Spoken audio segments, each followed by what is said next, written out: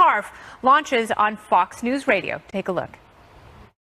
He's on the right. You know. I know. You know better than anyone. She's on the left. But the polling doesn't back you up. Together, they're simply Benson and Harf. We disagree on almost everything, but we really do like each other. Refreshing, smart talk, and powerful debate. I think young people are sick and tired of politics being nasty. Benson and Harf premieres Monday, May 7th on Fox News Radio. They're not nasty. They're amazing, and you have to tune in. You can listen at bensonandharf.com or on SiriusXM on channel 450. It's going to be revolutionary. Congratulations to both of you. Thank you. An elevated discussion, even where you disagree. We're looking forward to it. I actually started my relationship with Fox News way back in the day as a 17-year-old intern at Hannity and Combs. Oh, no way. And that was sort of right versus left, and so we're sort of resurrecting that model and modernizing it as millennials. We're buds. We're going to disagree, and that's okay. Yeah. And it'll be a lot of politics, obviously, but also some cultural stuff and some sports as well. Yeah, we're both college football fans, so get ready this fall. Best sport in What do the you world. hope to accomplish with the show? So I think we want people to see that you can disagree without being nasty and hateful. And it's hard, right? These are important issues. We all care very deeply about them. But I think you can show people there's a way to do it. Yeah, and that will add so much to this discussion right now when you illustrate that you can disagree but still be bros. Yeah. And that's what I love about both of you. We want to have important conversations and also have some fun. Yes. All right. Well, everyone is going to be tuning in, so congratulations. Thank you very much. Congratulations. Lisa Booth and I will Thank be you. there with popcorn and headphones. Well, you guys will kill it, so we know that as much. Thank It'll be you a very very, very smart conversation, so looking forward to it. Yeah, you. and Happy for you guys. congratulations to both of you. It is We're the future. stoked. We are back on Monday right here at noon Eastern, 9 in the West on the couch. Melissa Francis in for Harris Faulkner. Melissa? Fox News alert. We are awaiting the president's speech before the National Rifle Association's annual convention as he sounds off on the Mueller probe. Let's go to Outnumbered Overtime now. I'm Melissa Francis. Later this hour, a friendly audience in Dallas when the president speaks to the group that was one of his earliest backers, the NRA, at their annual convention. This is the president battles controversies closer to home, telling reporters before departing Washington this morning that nobody wants to talk to Robert Mueller more than he does. And if he thought the meeting would be fair, he would override his lawyers. Watch. I would love to. Nobody wants to speak more than me. In fact, against my lawyers, because most lawyers, they never speak on anything. I would love to speak because we've done nothing wrong. There was no collusion with the Russians. There was nothing. There was no obstruction. The president also appears to be walking back some of Rudy Giuliani's comments about the payment to Stormy Daniels, saying that Giuliani just started on the job. Maybe wasn't aware of all the facts. Rudy knows it's a witch hunt. He started yesterday. He'll get his facts straight. He's a great guy. Peter Doocy has more from the White House. He'll get his facts straight. Wow. And that if he didn't yet, it's just because he's the new guy around here, Melissa. But President Trump told me before he headed to Dallas that we are going to hear from Rudy Giuliani soon. And he also told a group of us that were gathered on the South Lawn that we'll soon see a document about the only Stormy Daniels-related payment President Trump says he knew about before the election, the retainer that he paid his lawyer, Michael Cohen, which the president says was then used to pay Stormy Daniels to sign a non-disclosure agreement without his knowledge. Well, you're going to find out because, we're going to give a full list and people know. And virtually everything said has been said incorrectly and it's been said wrong. Rudy Giuliani initially said that President Trump reimbursed his lawyer Michael Cohen for the $130,000 payment to Stormy Daniels, but President Trump insists that Rudy is just getting the hang of things around here, and that's not true. The president instead referred us to comments that he made last month on Air Force One that we should ask Michael Cohen about any payments to Stormy. Her real name is Stephanie Clifford, and of course this is a back and forth that grew out of the special counsel's investigation. President Trump says he still wants to talk to Robert Mueller if he levels the playing field politically. I want to talk to the people in charge if they can prove that it's a fair situation. The problem we have is that you have 13 people, they're all Democrats, and they're real Democrats. They're angry Democrats, and that's not a fair situation. And on a separate subject. President Trump just told reporters on Air Force One en route to Dallas for that NRA speech that the summit with Kim Jong-un is going to happen very soon. He says that a date and time has been selected and agreed to, but he didn't tell us, or he didn't tell the reporters on the plane, what the date and time are going to be. Not yet. Melissa? All right. Ducey, thank you. Let's bring in Republican Congressman John Ratcliffe, who sits on the House Judiciary Committee. Let me ask you first to react to the back and forth in what's going on with Rudy Giuliani and the president coming out and saying he's, needs to get his facts straight, basically. Well, Melissa, good to be with you. Thanks for having me on. I took the president's comments earlier today about Rudy being new to the team as really an admonition that maybe if you don't have all the facts, you shouldn't be doing interviews on national television.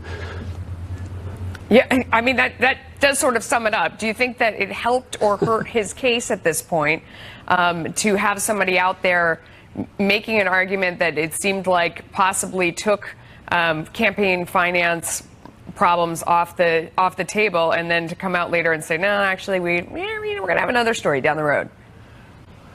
Yeah, I wondered at the time when Rudy mentioned that whether or not it was a strategic move, that he thought prosecutors were already aware of that information and was going to come into the public view, and that maybe he did it preemptively. Doesn't sound like it, given the president's explanation. But Melissa, I think what this really underscores more than anything else is how far afield we've come from Bob Mueller and an investigation into how Russia is interfering with our election. What does this have to do with Russia and collusion? It has devolved into now, Democrats have and some in the media have turned the focus from collusion with Russia to obstruction of justice, now to campaign finance laws and payments to Stormy Daniels. And I think it really underscores that all of this investigation into the president has gotten far afield from what was intended when Bob Mueller was appointed special counsel. You're not the only one who thinks that. The federal judge today in the Paul Manafort case saying of the special counsel's office, and he was saying, this is how you guys are behaving. We said what this investigation was about, but we're not bound by it, and we were lying. That's the federal judge saying that the special counsel was lying about their intention with their investigation. Those are very strong words coming from a judge, yes?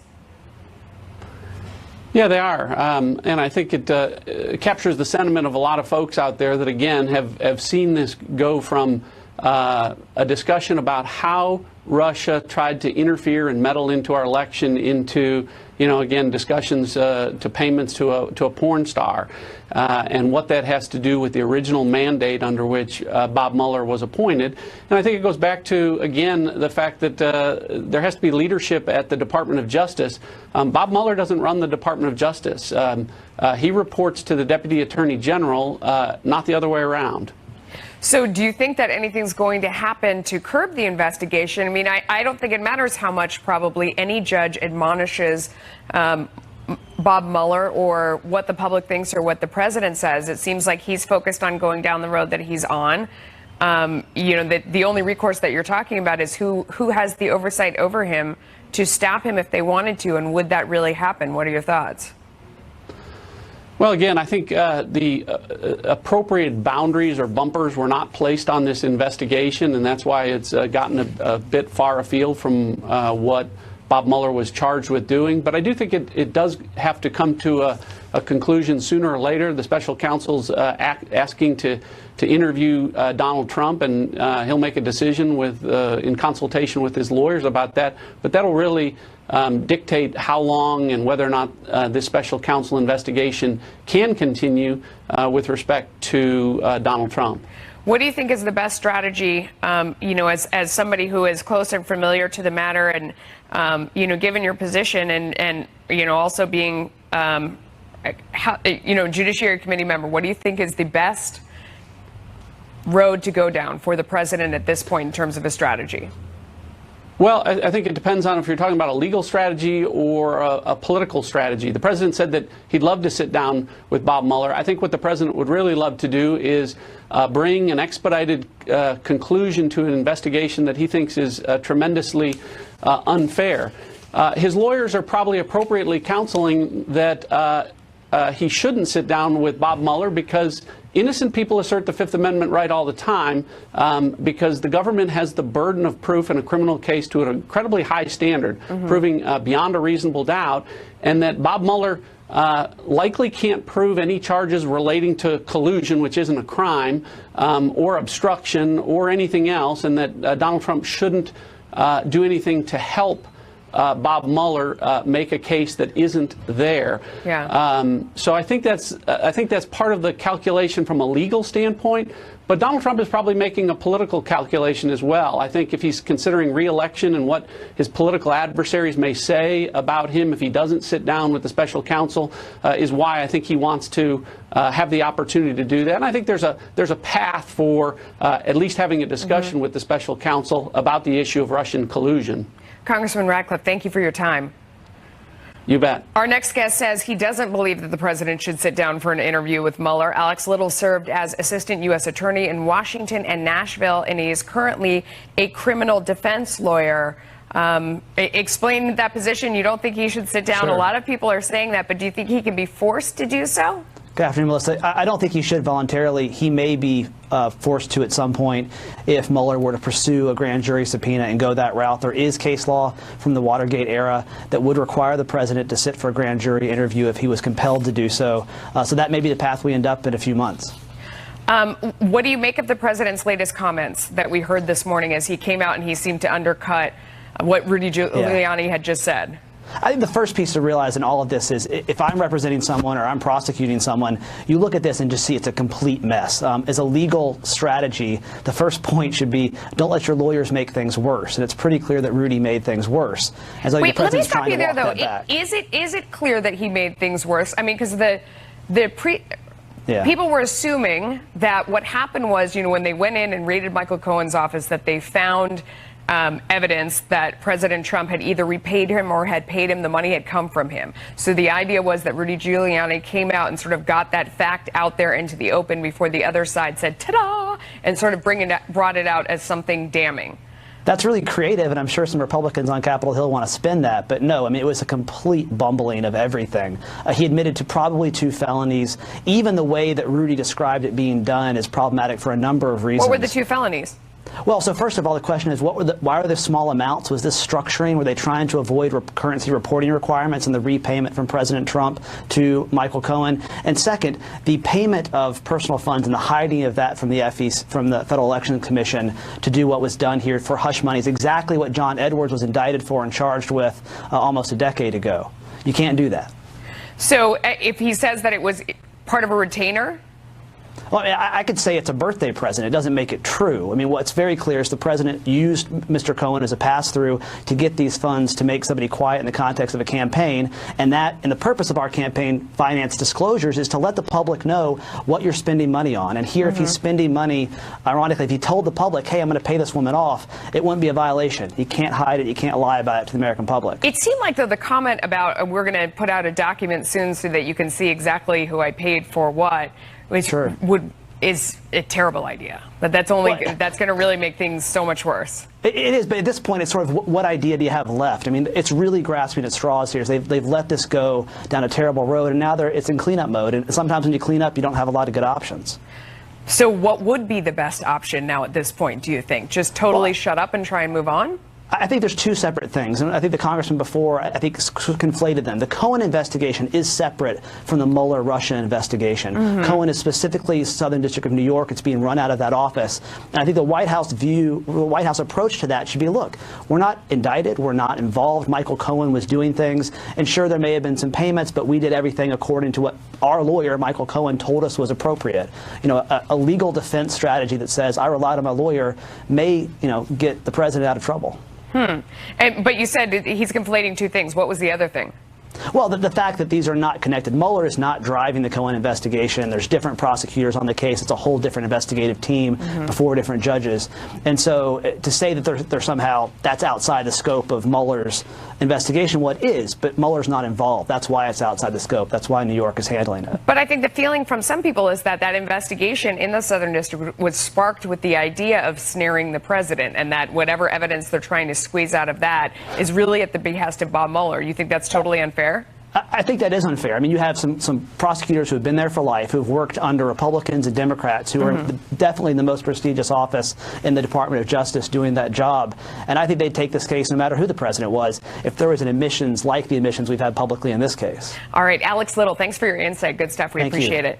We are awaiting President Trump's remarks at the NRA convention in Dallas as Republicans look to rally their base ahead of the midterms. But amid a renewed push for gun control, could this end up energizing Democrats instead? Plus, as the president was leaving the White House this morning, he announced a time and date has been set for his summit with North Korean leader Kim Jong-un. He also remarked on the 3 Americans held in North Korea. What he said and how their fate could play into the news alert. We are awaiting President Trump's remarks at the NRA convention in Dallas. This year's gathering comes after recent massacres have reignited the gun debate, and it's likely going to be an issue in the midterms. We are watching for the president's remarks, and we'll bring those to you when it happens. Another Fox News alert, President Trump announcing today that a time and date had been set for his summit with North Korean leader Kim Jong-un. He did not give any more details, but President Trump also pushed back on a New York Times story that claims he ordered the Pentagon to consider reducing U.S. forces in South Korea. All this as we are waiting to learn the fate of 3 Americans being held in North Korea. President Trump spoke about them earlier. We're having very substantive talks with North Korea, and a lot of things have already happened with respect to the hostages, and I think you're going to see very good things. Greg Palcott is live in London with more. Greg, do we have any more details than that? Just a few more details we'll explain, Melissa. But yes, that quote, hopeful, coming from President Trump. I think you're going to see very good things that regarding the fate of those 3 American citizens who have been held by North Korea. They are Korean Americans Kim Dong-chul. He was seized in 2015, and Kim Hak-sung and Kim Sang-duk, they were taken last year. They are accused by North Korea of crimes against the regime. There have been reports in the last few days of their movement ahead of their release. President Trump today saying that there have been substantive talks regarding getting them out. All of this, of course, follows last Friday's summit between North Korean leader Kim Jong-un and South Korean President Moon Jae-in. The other major news, as you noted, coming from President Trump, is that he is saying that there is a date and a location for his upcoming summit with Kim Jong-un. It didn't say exactly, though, when or where. The leading possibility for a location for the summit, Melissa, is, in fact, the same place that the meeting happened last Friday, the DMZ, between North and South Korea, Panmunjom. President Trump had tweeted earlier this week that he likes the idea of having it there. Singapore is just one of other possibilities for the locations. As for the time, it's always been said late May or early June, but times are racing. My guess is probably June. And finally, yes, regarding that New York Times report claiming that President Trump is considering reducing U.S. troop numbers in South Korea, National Security Advisor John Bolton called the report nonsense. So did the Pentagon, knocking it down. President himself said that troops are not on the table in any discussions that he might have with North Korea, but he also hinted that maybe in the future you could save some money and bring some troops home. One final note, Melissa, back to those detainees. The respected Yonhap news agency out of South Korea is saying that possibly, according to one of their sources, they could be released as early as Saturday, and the venue would be, yes, the DMZ, Panmunjom. Back to you. All right. Thank you so much for that, Greg Palcott. We want to bring you some breaking news. right now as it's happening. We are getting word that the personal physician for the vice president, pardon me as I read this, Jennifer Pena, has resigned from the White House medical unit. Now, you will remember this is obviously Vice President Michael Pence's doctor, and she was at the forefront of the complaints about Ronnie Jackson. So we're getting word right now that the vice president's personal physician, Jennifer Pena, has resigned. All right, turning back to our story on North Korea, let's go to Oklahoma Republican Congressman Steve Russell. He is a retired Army lieutenant colonel and a member of the House Oversight and Armed Services Committee. Sir, thank you so much for joining us. What do you make of the fact that the president said a date and a location has been settled upon for the meeting with North Korean leader Kim Jong-un, although he didn't reveal what they were? What do you make of that?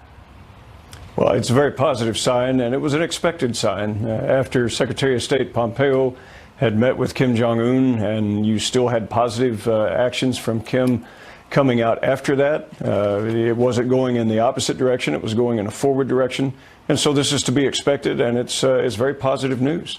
And what do you make of he's saying we're hoping to have positive news on the story about, the 3 Americans that are being held as well. Ari Fleischer was on our air earlier saying not to get too excited about this, that this is, one of the pawns that North Korea uses a lot, although obviously we'd love to see Americans come home. Well, I think the best move that Kim could do would be to release them prior to any negotiation, to start building a bank of good behavior.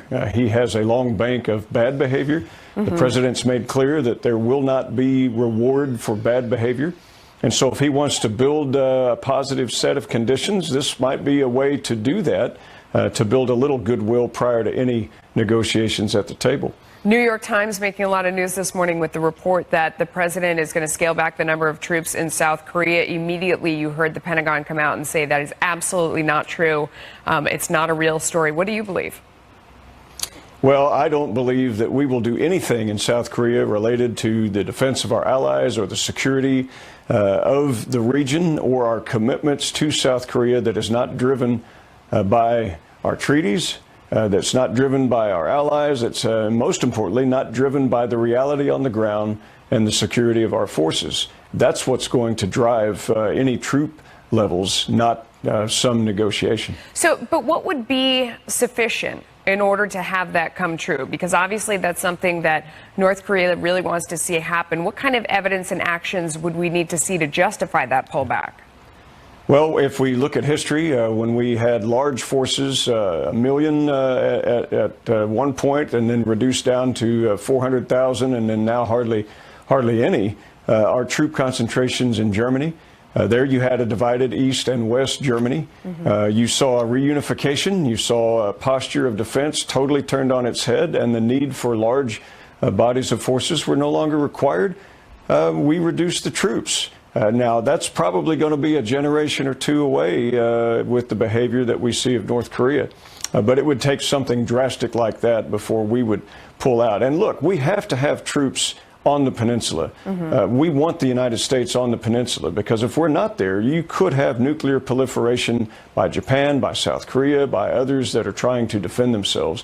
So having us there is a guarantee that China has somebody that they can read and know how to work with as well. There has been so much progress, it feels like. We're in a place that many of us didn't think possible. What are the chances that we end up disappointed, that we've gotten ahead of ourselves, that he doesn't really mean it?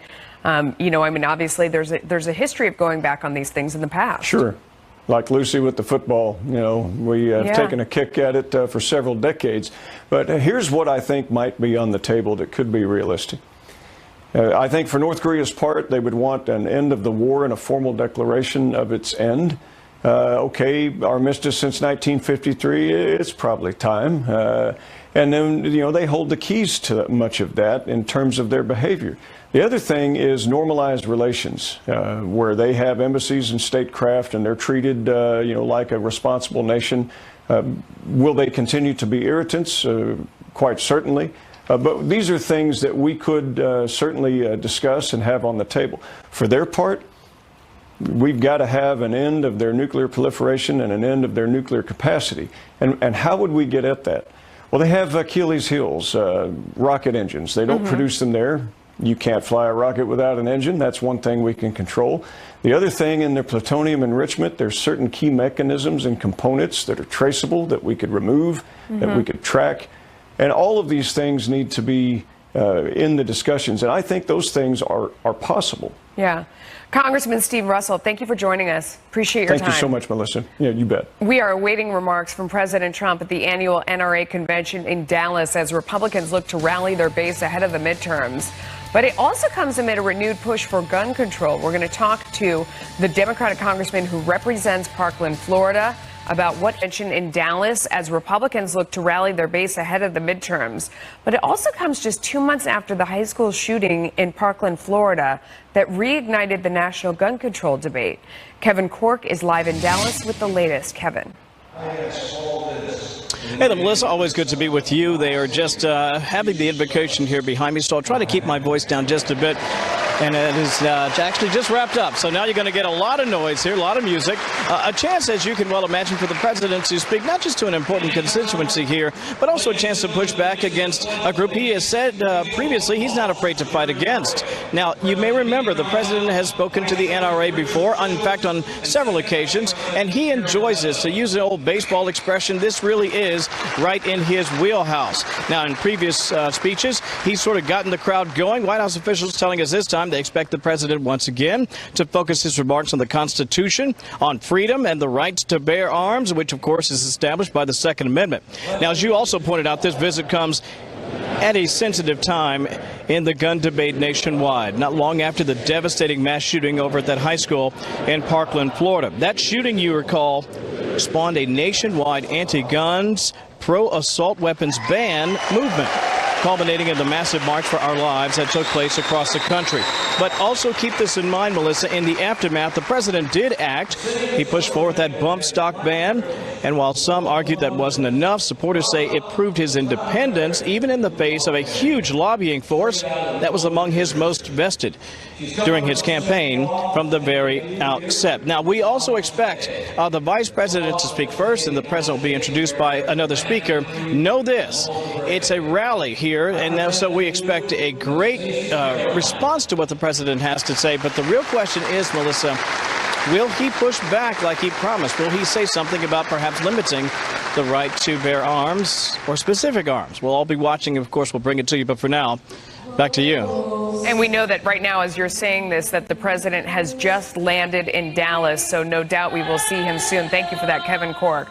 Joining me for more on this, Democratic Congressman Ted Deutsch represents Parkland, Florida. Sir, thank you for joining us. Do you think that the president should go down and make this speech at this time?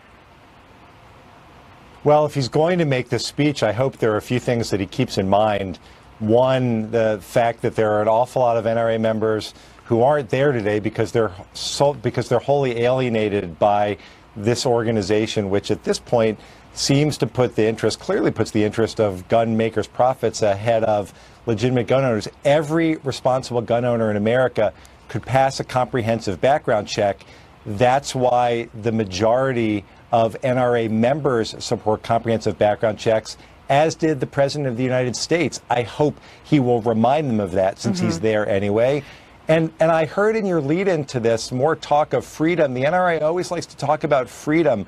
No one is talking about taking away the freedom of gun owners, but we have to remember the freedom of the 17 kids, the 14 students, the teachers that were gunned down at Stoneman Douglas. Their freedom matters too, which is why the president supported raising the age to buy a gun to 21, which could have saved their lives. Yeah. All of those things that the president had supported, I hope he does. I don't mean to interrupt you. I just want to tell people what they're looking at, because we're watching the president come down the steps of Air Force One as he does arrive in Dallas right now, and he is getting ready to go to that NRA convention that we just saw. And you can see, obviously, there it's raining, and they got the umbrellas out and the whole thing as he goes to get into the car and move to that convention center. You talked about the things that the president did that went against what the NRA, their stated wishes, right? No. You were talking about raising the age to 21. I talked about the things that the president said that we need to do because he recognizes that the overwhelming majority of this country understands that we need to take these common sense actions, including the clear majority of NRA members. He has not done them. And if all he's going to do is go to the NRA and resort to their talking points rather than actually But isn't it in your hands to do a lot of those things? I mean, what about enacting laws on a national level? I mean, the response that we saw in Florida came 100%. So why haven't you guys done more on that then? You are exactly right. And let me tell you, let me be perfectly clear about this. When more than 90% of the American people support universal background checks, it simply says if you're a responsible gun owner, you're going to pass that check. So we ought to keep guns out of the hands of dangerous people so why and make doing sure that, then? everyone gets one. Why aren't you changing things at a federal level? I will tell you why. Because if we had a vote on that, it would pass. The reason we're not voting on it is because the Speaker of the House and the Senate Majority Leader will not put them on the floor. Why? Because they are beholden to the gun lobby. This is not a. This shouldn't be a partisan issue, but because the gun makers have chosen to align themselves with the Republican leadership in the House and Senate, they prevent us from having a vote. But with respect, sir, we have not even been able to have a debate on the House floor about gun safety. You can't filibuster your way through here. Let me ask you this. With respect, sir, Americans watching this think this is what politicians always say. They blame other politicians for stopping them from getting things done in Washington. And it's frustrating. Hang on. At a local level in your state, we saw people go to Tallahassee and get things changed to address the situation. Is it more effective to do it on a state level? I'm asking you an honest question. If you want to tackle this, is it more effective state by state? No, it's not more effective. No, it's not more effective, because when you have states with very lax gun laws, then all that does is invite people to come to those states, buy guns, and take those guns to states that have tough gun laws. That's what the evidence shows. But I'm not blaming anyone. I'm simply stating the fact. The fact of the matter is, I would be happy. We ought to vote Monday when we go back to D.C. on universal background checks. It would pass. But I'm not blaming. I'm simply telling you how things work. The Speaker of the House, Paul Ryan, and the Senate Majority Leader, Mitch McConnell, they decide what we're going to vote on. I'm not blaming anyone. Okay. The fact is they refuse to let us vote. If they let us have that vote, it would pass because 90% of the American people know that this is the sensible thing for us to do. We have to go. We're out of time. I appreciate your passion. Thank you for coming on today. I appreciate it. Thanks for having me. President Trump making headlines today after saying he would override his lawyers and sit down with special counsel Robert Mueller if he thought the interview would be fair. Should he agree to one? President Trump's remarks at the National Rifle Association's annual convention that is going on in Dallas, as the president is once again stepping into the national debate over gun rights. We are going to bring you that speech live just as soon as it happens. But now back to our top story. President Trump insisting that he'd love to speak with special counsel Robert Mueller and that he'd override his lawyers if he thought the interview would be fair. The president also appearing to walk back Rudy Giuliani's comments about the Stormy Daniels payment, saying Giuliani just started on his legal team and needs to, quote, get his facts straight. Let's bring in our power panel. Jake Maccabee, former chief speechwriter for Attorney General Eric Holder and Loretta Lynch, and Kristen Tate, contributor for The Hill and author of the book, How Do I Tax Thee? I like that. Thank you. You know, he's not the only one that thinks that the Mueller probe has gone astray and is not a fair deal. We know that the federal judge right now in Mr. Manafort's trial has been making news here in the past hour saying you don't really care about Mr. Manafort's bank fraud, that they're interested in Manafort because of his potential to provide material that would lead to Trump's prosecution or impeachment. Are you surprised to hear a judge come out and say this? Well, that's a little bit further afield, but I think what we're talking about now is whether the president should speak to the special counsel. And there are sort of two answers to that, and one is the right answer, and the other is the smart answer. And the right answer is absolutely he should. 5 of his associates have already pleaded guilty to federal crimes, and he owes the American people a full accounting of what he knew and when he knew it.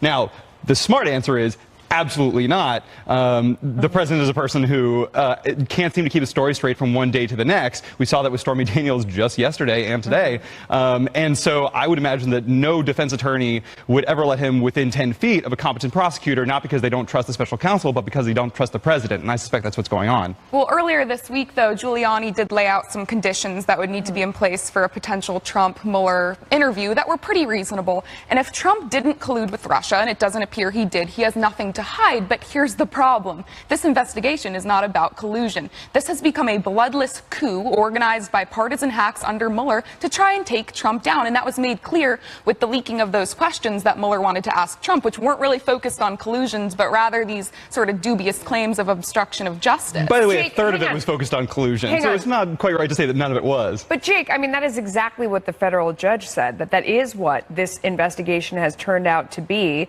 And he said basically that the Mueller team is lying. They were lying when they said that they were just going after Russia, and they've gone afield of that. So it's not just, sort of a partisan back and forth. Now you have a federal judge saying that. Well, there are two different pieces, first of all, of the Manafort case that's in the federal courts, and the one that you're talking about, the judge was questioning sort of how we got from the larger Russian investigation to here. None of this information has to do with information related to Russian government coordination and the campaign of Donald Trump. That's what he's talking about in the Mueller probe. But the point, I mean, that case is really about connections between Paul Manafort and the Russians. But he's talking specifically about the council and what they're doing. So he's not the only one that's saying that the council has gone off on a tangent into another area that they have no right to be. That's a case about sort of what jurisdiction the special counsel has, and that'll keep going. That's sort of an administrative consideration. It's important, but it'll go on. This is more about whether the president of the United States ends up talking to the special prosecutor,